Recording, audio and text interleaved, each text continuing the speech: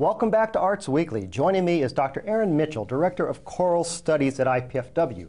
Dr. Mitchell holds a Bachelor of Music Education degree, cum laude, from Brigham Young, a Master of Music degree from Temple University in Philadelphia, and a doctorate in musical arts from the University of Cincinnati's College Conservatory of Music. He originally hails from California. Aaron, thanks for coming on. Thanks for having me. You know, I'm from California, and I don't know if you noticed it, but it's really cold here in Indiana.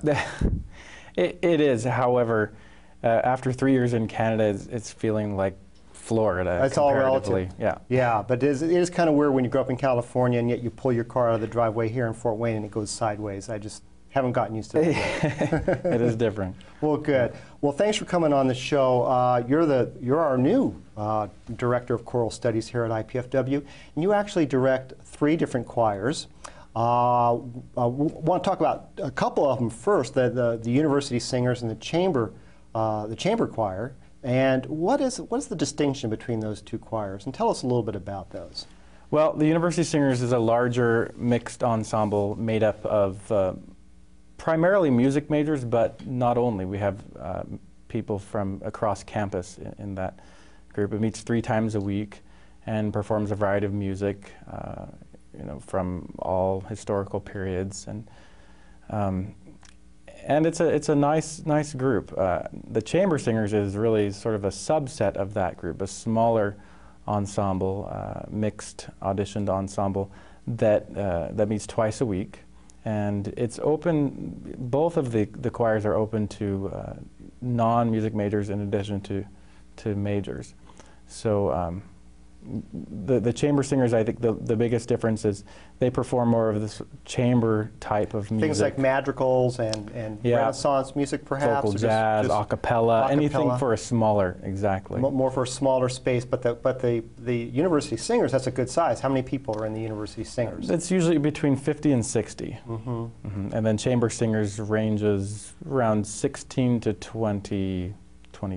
It really is amazing, though, to see a concert in the Reinhardt Music Center, and you see the choir loft with the choir above and the orchestra below. It's a huge, big sound that you guys get out of that. It's great when we combine with all of we have 3 choirs, and when we combine together and then perform with the orchestra, it's great. And that venue is a wonderful place to perform. Yes. The new building with the auditorium, it's built for choir combining with orchestra. Really? And the acoustics work really well. Oh, that's really nice to hear. You know, we want to talk a little bit about the 3rd choir.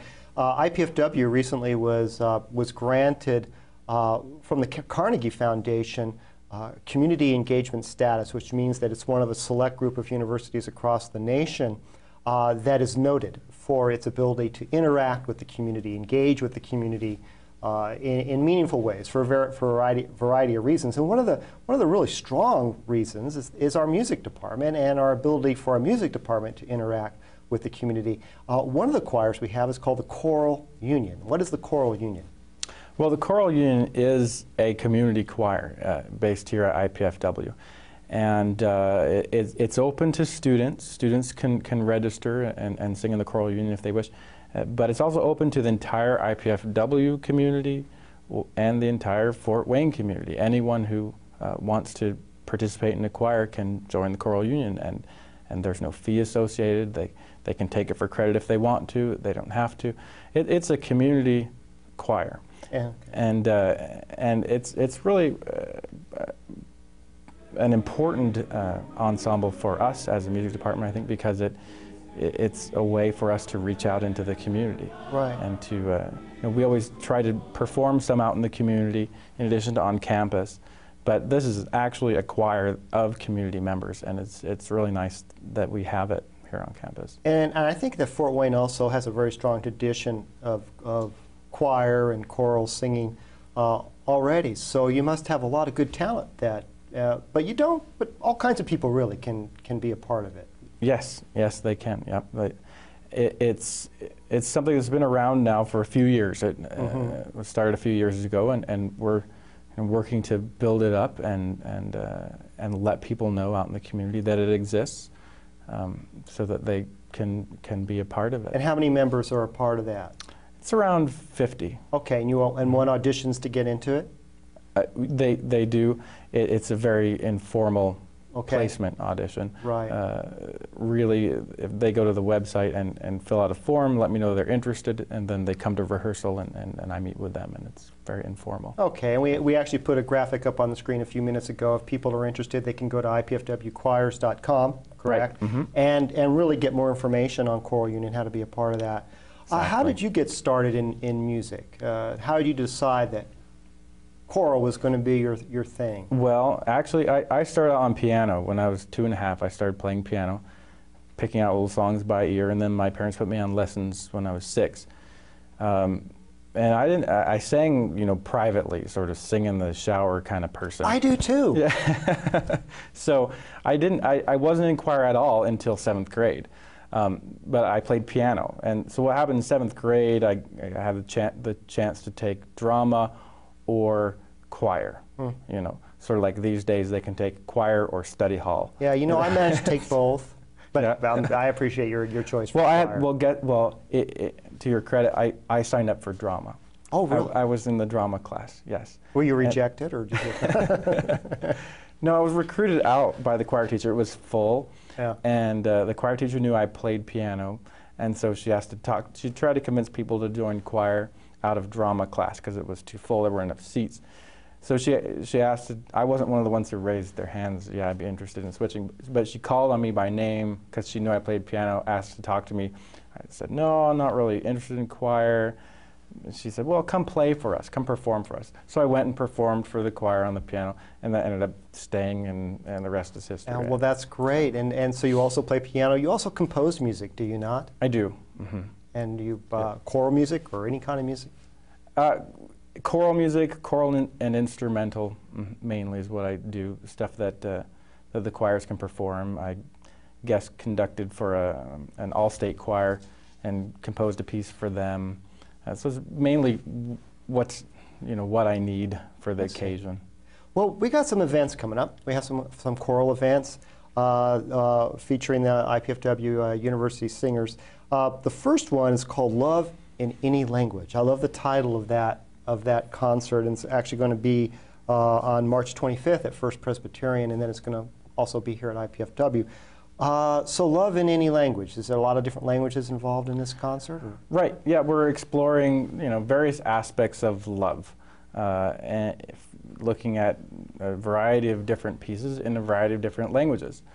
So we'll of course sing in English, in Spanish, in Portuguese, in German, in French, and there's quite a number of languages. So if you forget to take your wife or your girlfriend out for Valentine's Day, maybe you could even get out of the doghouse a little bit by showing up on March 25th. It's a belated Valentine's concert. But it's not a good idea. No.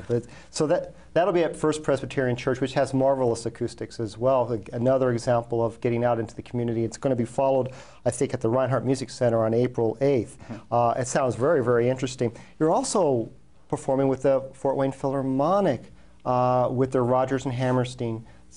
Is it Hammerstein or Hammerstein?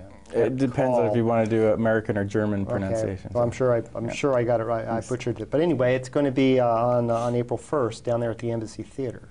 Right. They have invited us to be the chorus for that concert with the Fort Wayne Philharmonic. So it's the combined choirs, the Choral Union and the University Singers, Chamber Singers will combine, and will be the chorus for that, a number of Rodgers and Hammerstein choruses.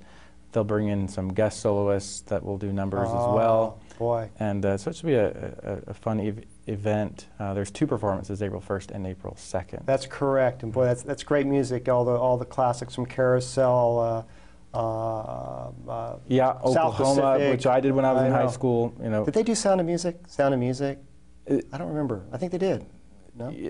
There's none that I've seen on the... but anyway, they just handed me the pile of scores. I haven't looked through what exactly we're doing, but Rodgers and Hammerstein wrote quite a lot of great pieces. They did. And you're actually going to be performing them later in the semester with the Community Orchestra, the IPFW Community Orchestra, doing Dvorak's Te Deum, which that's a long ways down the line. It's about on April 25th, but that's going to be the choir and the orchestra together, is it not? Right. Yep. All the combined choirs and then our own community orchestra here on campus at our performance hall. What would you like to do with the choirs here? What would you like to make of this as part of your position? Well, my goal is to build up the choirs in numbers and in quality, and to make people aware of the choirs both on campus, non-music students, to get word out across campus for those students. The choirs don't just exist for music majors, they're also available for non-music students too, maybe who sang in choir in high school and want a chance to sing again, even though they're studying engineering or something else. Absolutely. So to make the community aware of the Choral Union, which exists for them. That's the community, sure. To build up those choirs and build up the quality of the programs, and to get out into the community, to let the community know about our university, our music department, through the ensembles performing out in the community. Well, great. That's all a wonderful goal, and I wish you the best with it. It's great having you here at IPFW, Aaron, and I wish you the best of luck. Thanks for having me. Okay.